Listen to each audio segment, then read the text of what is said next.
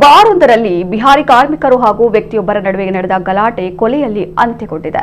40 ವರ್ಷದ ತೇಜು ಸಾವನ್ನಪ್ಪಿದ ವ್ಯಕ್ತಿ. ಬಾರ್ನಲ್ಲಿ ಕೆಲಸ ಮಾಡುತ್ತಿದ್ದ ಕಾರ್ಮಿಕರು ತೇಜು ಮೇಲೆ ಹಲ್ಲೆ ಮಾಡಿದ್ದಾರೆ.